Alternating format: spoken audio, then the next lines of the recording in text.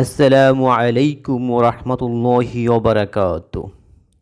আজকে আমরা আলোচনা করব হজরত ইব্রাহিম আলাইসাল্লামের জন্মগ্রহণের সময়কালের বিভিন্ন ঘটনাবলী এবং নমরুদ কর্তৃক ইব্রাহিম আলাইসাল্লামকে আগুনে নিক্ষেপ এবং সেখান থেকে মহান আল্লাহ কর্তৃক ইব্রাহিম আলাইসাল্লামকে হেফাজতের ঘটনাবলী।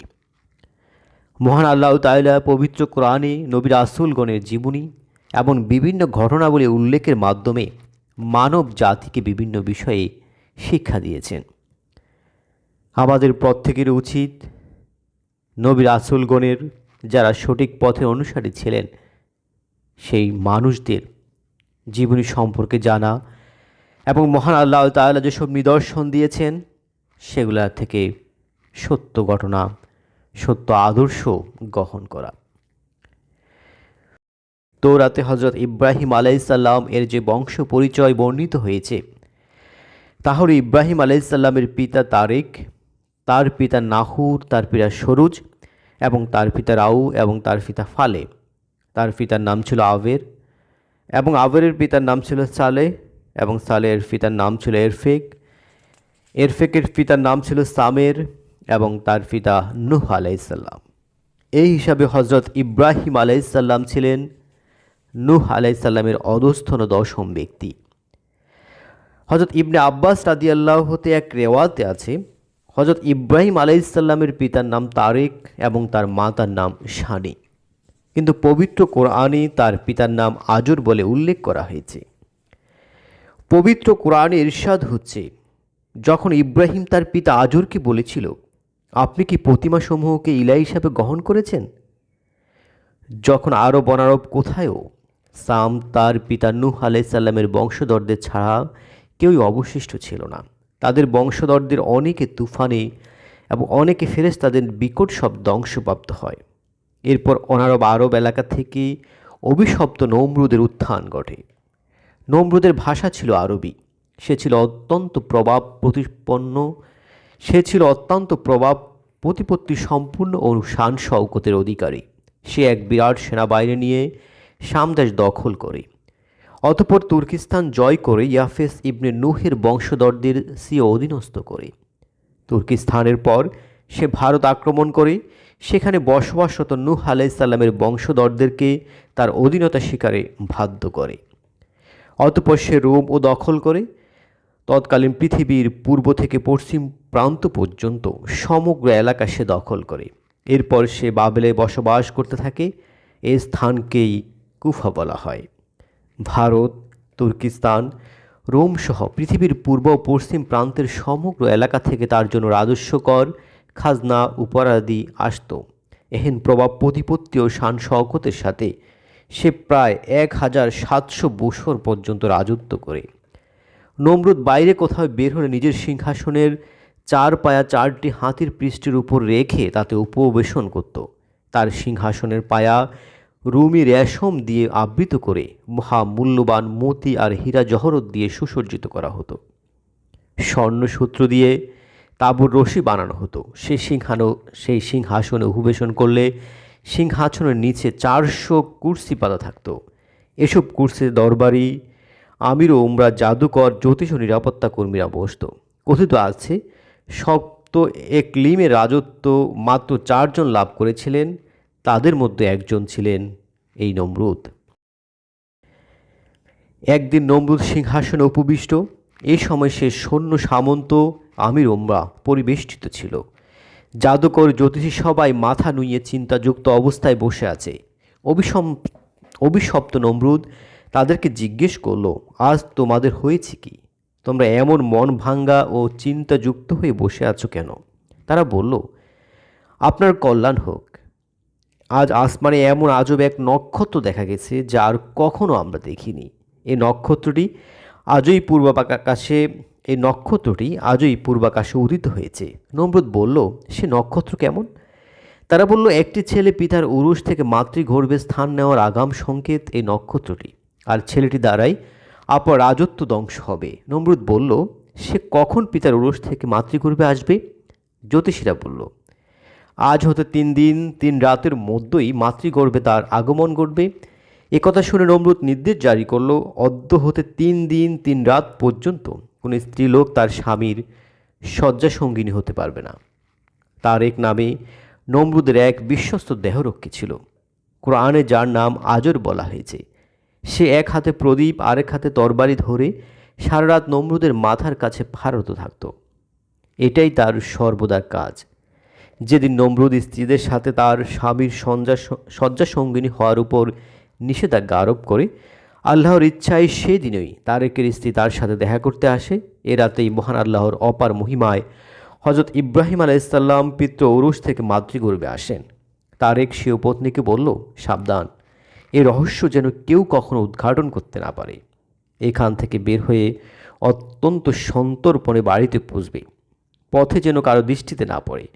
তারেকের স্ত্রী নমরুদের রাজমহল থেকে বের হয়ে অতি সতর্কতার সাথে গৃহে প্রত্যাবর্তন করল।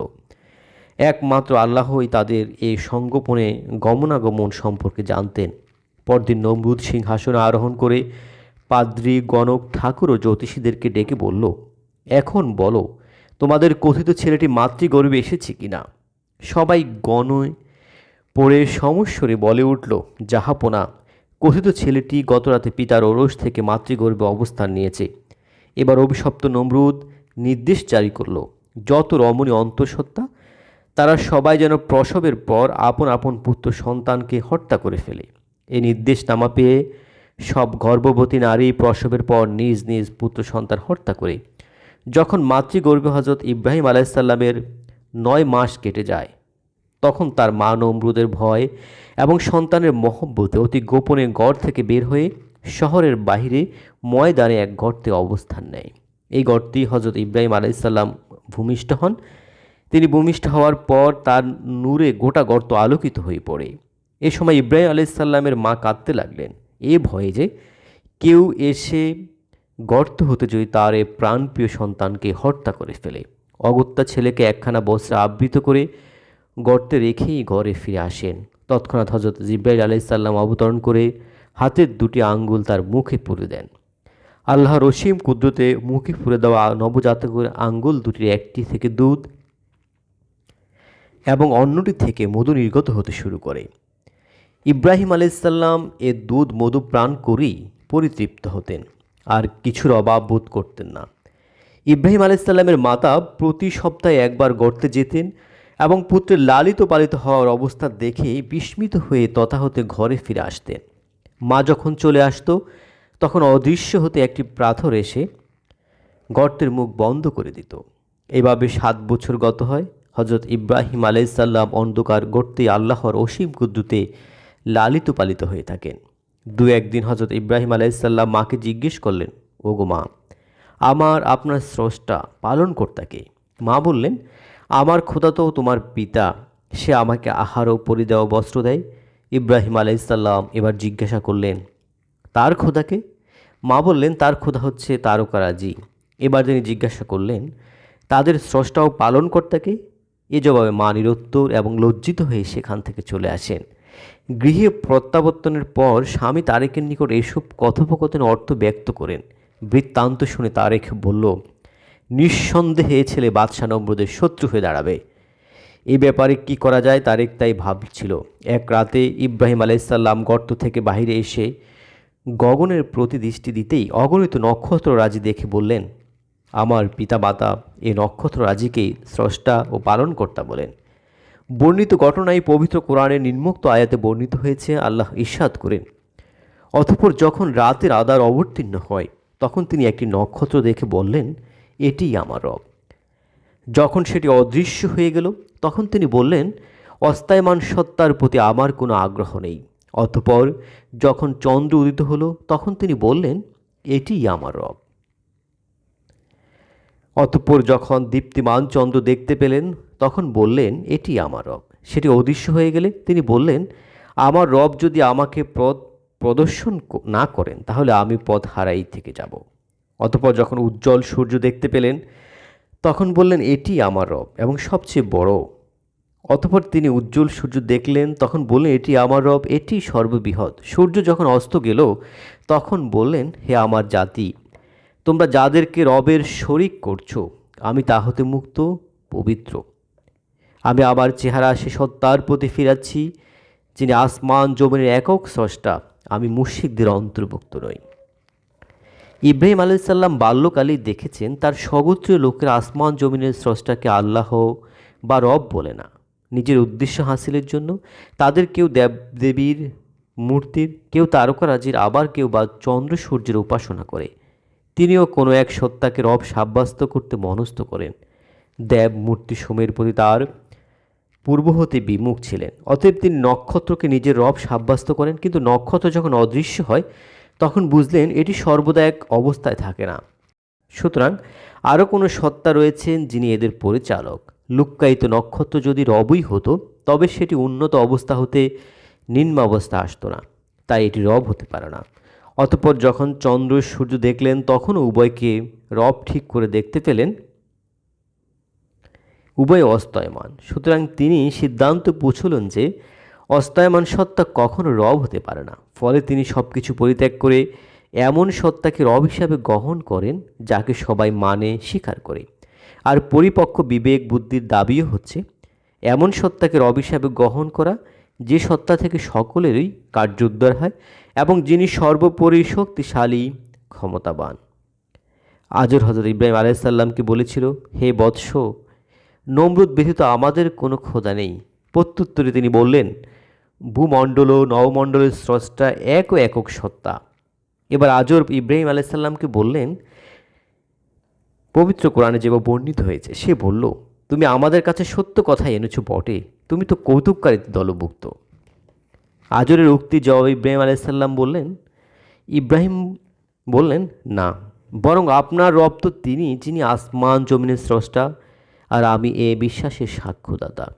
তিনি আল্লাহ নামে শপথ করে বললেন, হে আমার পিতা, আমি আপনার ইলাহ প্রতিমাগুলোর একটি ব্যবস্থা করেই ছাড়ব। তার শপথের বর্ণনায় আল্লাহ তাআলা পবিত্র কোরআনে যেভাবে ইরশাদ করেন, আল্লাহর কসম, আমি তোমাদের প্রতিমাগুলো সম্পর্কে চিন্তা করব যখন তোমরা পশ্চাতে গমন করবে। উক্ত শপথ ইব্রাহিম আলাইসাল্লাম মনে মনে করেছিলেন। অতঃপর সব লোক যখন শহরের বাইরে অনুষ্ঠিত মেলায় চলে গেল তখন তিনি প্রতিমালয়ে প্রবেশ করে সবগুলো মূর্তি ভেঙে ফেলেন। এই ঘটনার বর্ণনায় আল্লাহ পাক ইরশাদ করেন, অতঃপর ইব্রাহিম আলাইসাল্লাম সেগুলোকে ভেঙে টুকরো করে ফেলেন, কিন্তু বড় দেবমূর্তিটিকে আস্ত রেখে দেন এই আশায় সম্ভবত তারা ফিরে আসবে এবং তাদের পূজ্য দেবমূর্তিগুলোকে অপমান অপদস্থতার অবস্থায় দেখতে পাবে।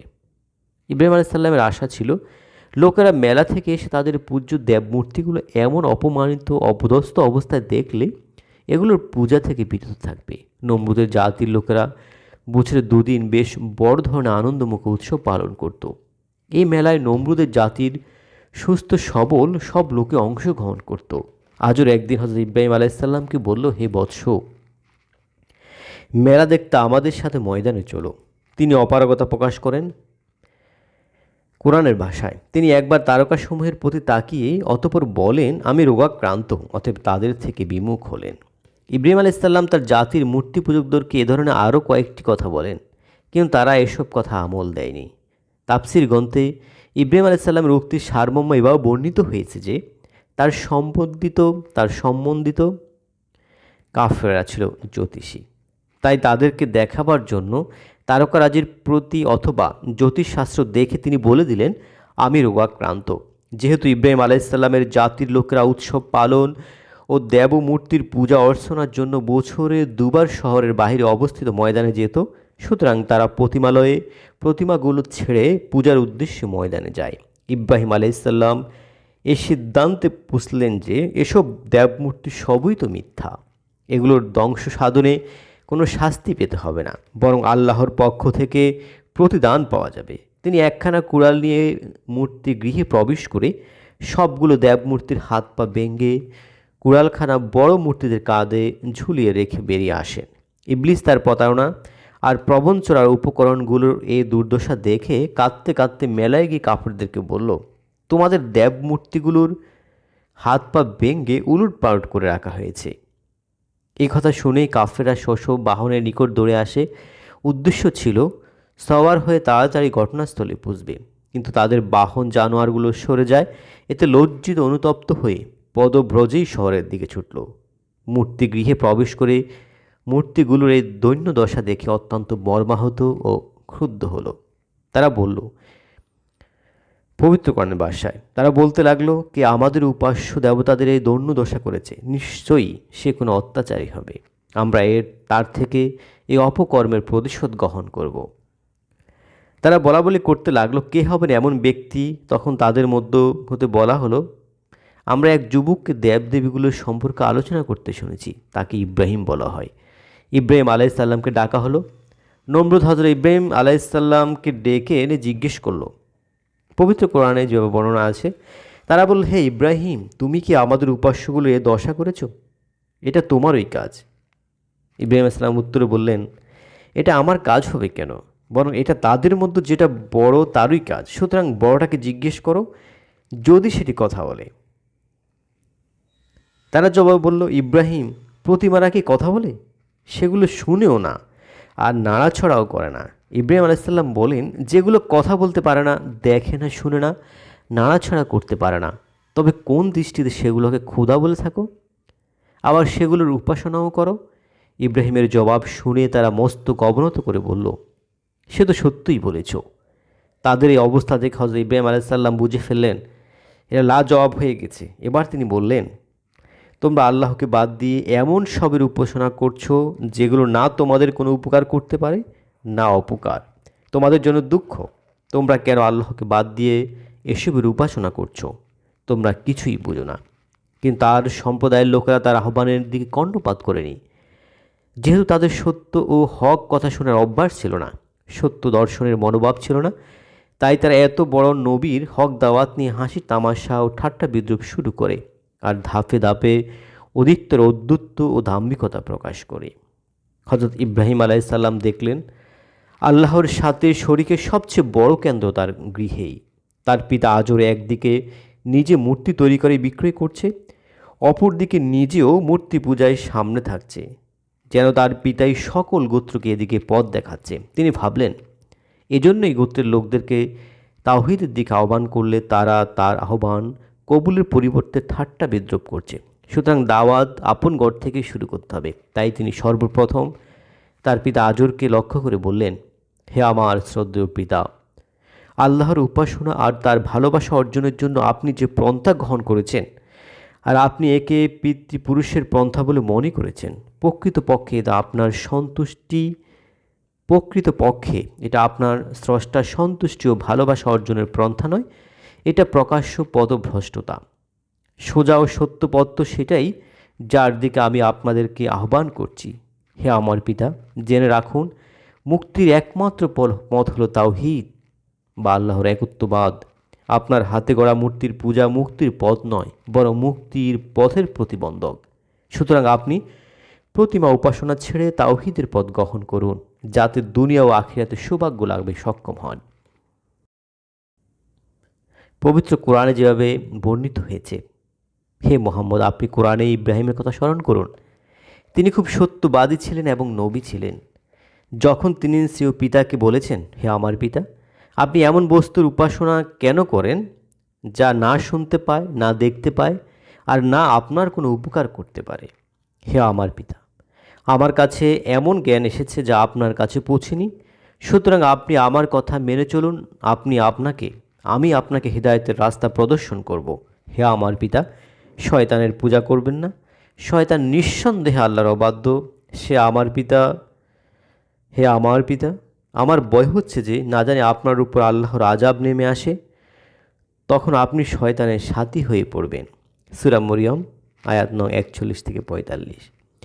তার উপদেশ ও দাওয়াত তার পিতা আজরকে সামান্য পরিমাণে প্রভাবিত করতে পারেনি, বরং হক কবুলের বদলে আজর তাকে দমকাতে শুরু করে, নানা রকম ভয়ভীতি দেখিয়ে তাকে সত্যের আহ্বান হতে বিরত রাখতে চেষ্টা করে।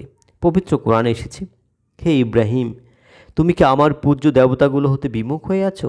যদি আমার পূজ্যগুলোর বদনাম বলা হতে নিবৃত্ত না হও, তবে আমি অবশ্যই তোমাদের প্রতি পাথর নিক্ষেপ করব আর তুমি আমাকে পরিত্যাগ করো।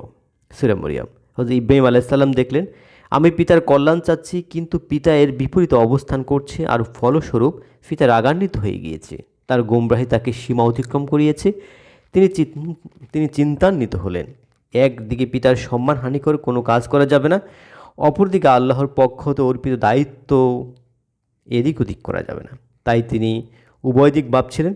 অতঃপর এমন এক সিদ্ধান্ত গ্রহণ করেন যা আল্লাহর দিনের দিকে আহ্বানকারীদের জন্য চিরদিন মশাল হিসেবে পথ নির্দেশ করবে। তিনি পিতার শক্ত কথার জবাব শক্ত ভাষায় না দিয়ে পিতার সাথে এমন আচরণ করেন যাতে তার প্রতি তাচ্ছিল্য ভাব প্রকাশ না পায় বা পিতার অপমান না হয়, বরং নরম ও কোমল ভাষা প্রদর্শন করে বলেন, হে আমার পিতা, আমার আহ্বানের জবাব যদি আপনার পক্ষ হতে এটাই হয় তবে জেনে রাখুন আপনার প্রতি আমার সালাম। আমি আল্লাহর সত্য দিন এবং তার পয়গাম বর্জন করতে পারবো না, কোনো অবস্থায় প্রতিমা পূজা করতে পারবো না।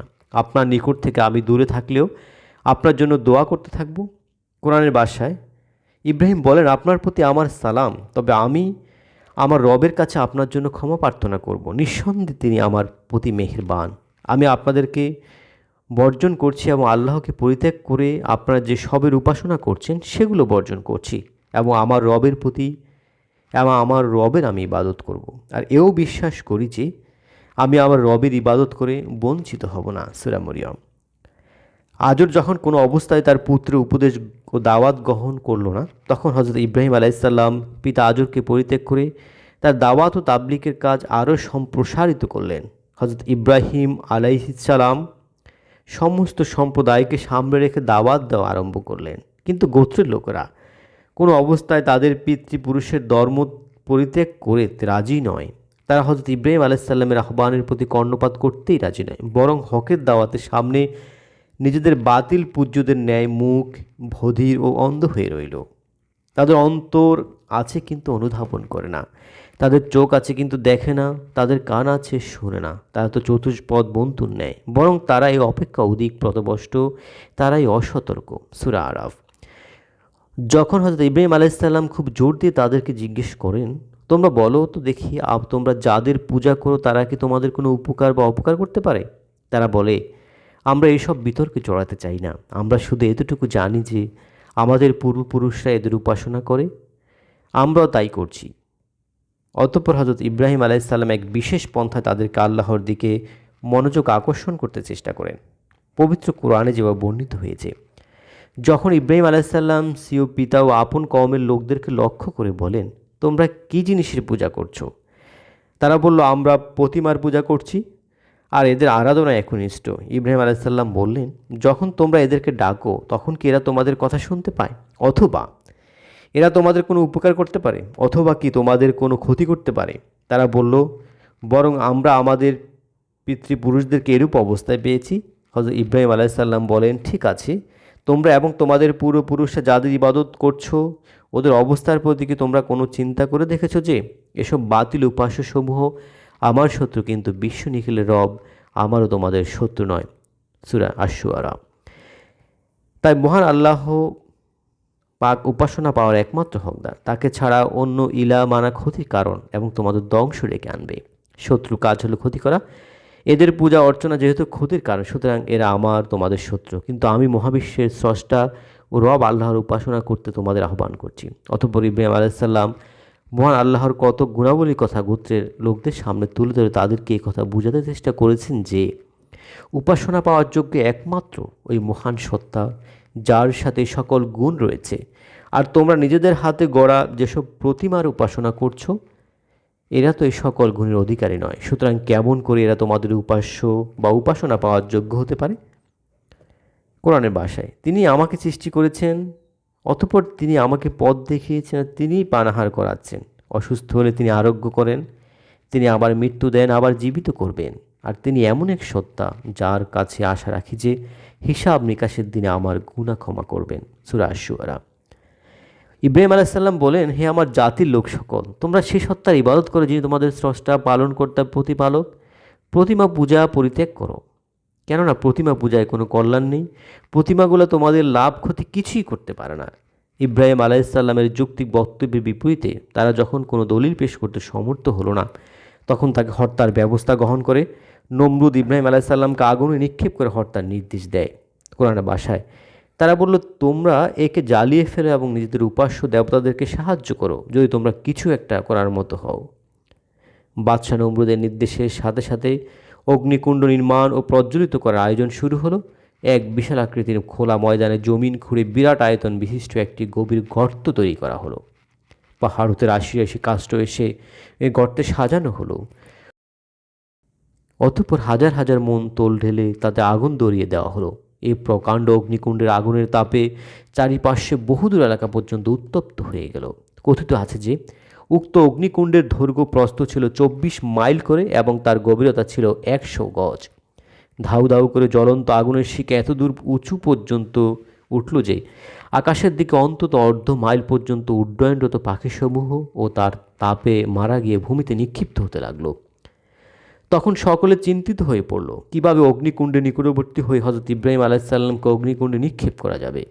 এই অবস্থায় সকলে হতবুদ্ধি হয়ে পড়ল। অভিশপ্ত ইবলিস সর্বব্যাপারে অবস্থান করে লক্ষ্য রেখেছিল। সে দেখল যে তার অনুসারী শিষ্যরা এক জটিল সমস্যায় পতিত হয়েছে। এ পর্যন্ত তারা তারও নির্দেশিত পথে বেশ সুন্দরভাবে অগ্রসর হয়েছিল, কিন্তু সহসা এক প্রতিবন্ধকতা তাদের গতি থেমে যায়। সে নিজেই এই প্রতিবন্ধকতাকে অপসারণ করার লক্ষ্যে সাধু দরবেশের বেশে নমরুদের আমলাদের কাছে উপস্থিত হলো এবং তাদেরকে বিরাট একটি ছড়ক গাছ স্থাপন করার পরামর্শ দিয়ে বলল, উক্ত ছড়ক গাছের সাহায্যে ইব্রাহিমকে অগ্নিকাণ্ডে নিক্ষেপ করো। অভিশপ্ত ইবলিসের পরামর্শ অনুযায়ী বিরাট একটি চড়ক গাছ তৈরি করে এর এক প্রান্তে হযরত ইব্রাহিম আলাইহিসসালামকে বেঁধে সকলে মিলে তার অপর প্রান্ত ধরে শূন্য উত্তোলন করে হযরত ইব্রাহিম আলাইহিসসালামকে অগ্নিকুণ্ডে নিক্ষেপ করল। কথিত আছে যে কাফিররা যখন ইব্রাহিম আলাইহিসসালামকে অগ্নিকাণ্ডে নিক্ষেপ করতে উদ্যত হয়েছিল, তখন এদের সাথে হযরত ইব্রাহিম আলাইহিসসালামের মূর্তি পূজক পিতা আজরও সামিল ছিল, কেননা সেও তার পুত্রের উপর অত্যন্ত অসন্তুষ্ট ছিল। এ দৃশ্য দেখে হযরত ইব্রাহিম আলাইহিসসালাম আল্লাহর দরবারে ফরিয়াদ করেন, হে আমার রব, আজ আমার প্রাণ হনন কার্যে স্বয়ং আমার জন্মদাতা পিতা পর্যন্ত শরিক হয়েছে, সুতরাং আমাকে সাহায্য করার আজ আপনি ব্যতীত আর কোনো কেউ নেই। বর্ণিত আছে যে আল্লাহর প্রিয় দোস্ত ইব্রাহিম আলাইহিসসালাম যখন কাফেরদের দ্বারা উত্তোলিত চড়ক গাছ হতে অগ্নিকুণ্ডে নিক্ষিপ্ত হলেন, ঠিক সেই মুহূর্তে আল্লাহর নির্দেশে আসমানের দরজাসমূহ খুলে দেওয়া হলো, যেন ফেরেশতারা আল্লাহর বন্ধুদের চরম সংকটকে প্রত্যক্ষ করে তার জন্য আল্লাহর দরবারে দোয়া করতে পারে। সত্যি এ রোমহর্ষক হৃদয় বিদারীর দৃশ্য দেখে আসমানের সকল ফেরেশতা শিহরে উঠে এবং সকলে মিলে আল্লাহর দরবারে আকুল আবেদন জানালেন, হে মাবুদ, তুমি হযরত ইব্রাহিম আলাইহিসসালামকে নমরুদের জ্বলন্ত আগুন হতে রক্ষা করো। আল্লাহ রাব্বুল আলামিন তাদের দোয়া কবুল করে হযরত ইব্রাহিম আলাইহিসসালামকে বলেন, হে জিব্রাইল, তুমি ফেরেশতাদেরকে নিয়ে আমার খলিলের কাছে গিয়ে তার নিকট জিজ্ঞেস করো সে তোমার নিকট হতে কি সাহায্য চায়। জিব্রাইল চোখের পলকে হযরত ইব্রাহিম আলাইহিসসালামের নিকট এসে বললেন, হে আল্লাহর খলিল, আপনি হুকুম করলে আমি ফেরেশতাদের নিয়ে আমাদের ডানার আঘাতে নমরুদের এই অগ্নিকাণ্ডকে এক মুহূর্তে সপ্ত সমুদ্রে নিক্ষেপ করতে পারি। হযরত ইব্রাহিম আলাইহিসসালাম তাকে জিজ্ঞাসা করলেন, হে জিব্রাইল, এটা কি আল্লাহর ইচ্ছা, না আপনি নিজ থেকে বলেছেন? জিব্রাহিম বললেন, এটা আল্লাহ আমাকে বলেননি, তবে আমি নিজ থেকে বলেছি। হযরত ইব্রাহিম আলাইহিসসালাম বললেন, ভাই জিব্রাইল, আপনাকে আল্লাহ যা বলেছেন আপনার শুধু তাই করা কর্তব্য, অন্য কিছু নয়। জিব্রাইল বলেন, তবে আপনি বলুন, আপনি সংকটজনক মুহূর্তে কি সাহায্য পেতে চান? হযরত ইব্রাহিম আলাইহিসসালাম বললেন, আমি আপনার নিকট কোনো সাহায্য চাই না, আমি সাহায্য কামনা করি মহান মালিক আল্লাহ রাব্বুল আলামিনের নিকট। হযরত ইব্রাহিম আলাইহিসসালামের জবাবে জিব্রাইল আলাইহিসসালাম নীরব হয়ে গেলেন। এদিকে হযরত ইব্রাহিম আলাইহিসসালাম এতক্ষণে আগুনের প্রায় নিকটবর্তী হয়ে গিয়েছেন, এখন কেবলমাত্র পরস্পরের স্পর্শ হওয়াটুকু বাকি।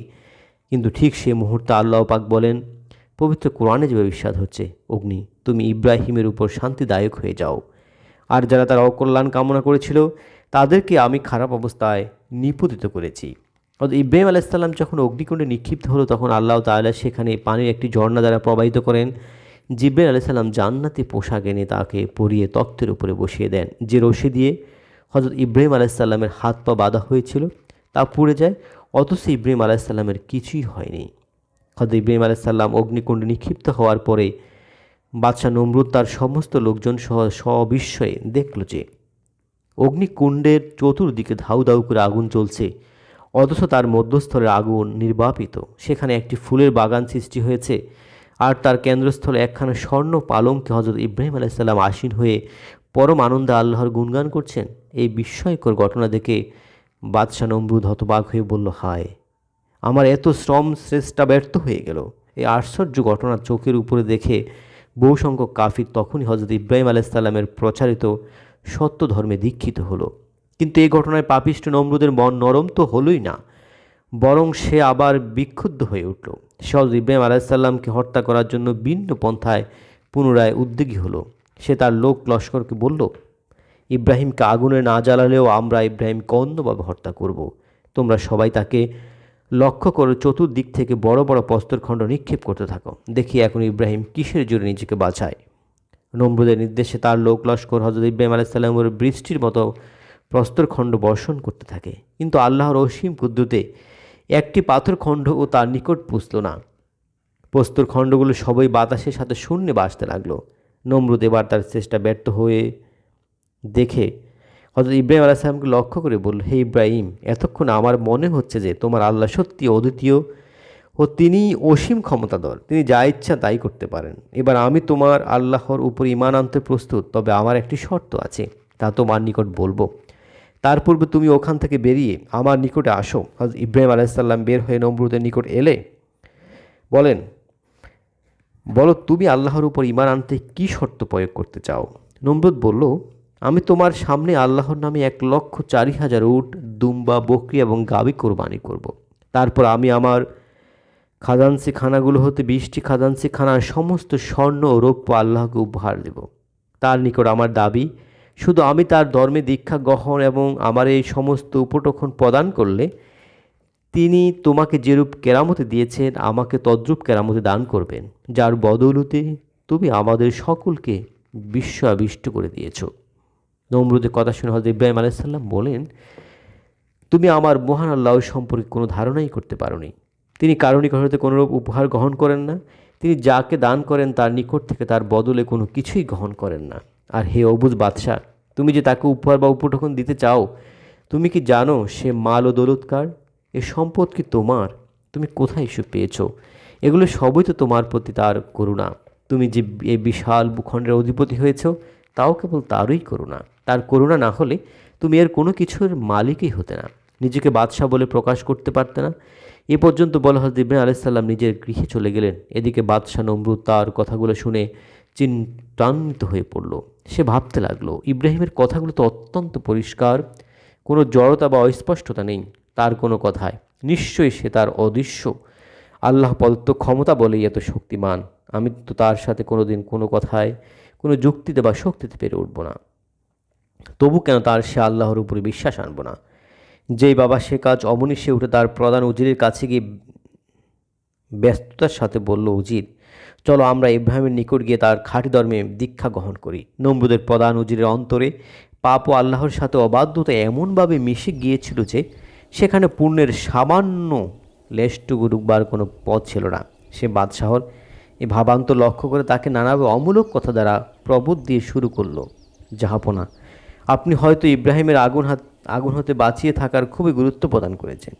আসলে এই ব্যাপারটি মোটেই গুরুত্বপূর্ণ নয়। ইব্রাহিম প্রকাশ্যে যদি ও তার নিরাকার খোদার কথা মুখে বলতো, মূলে সে ছিল আগুনের উপাসক।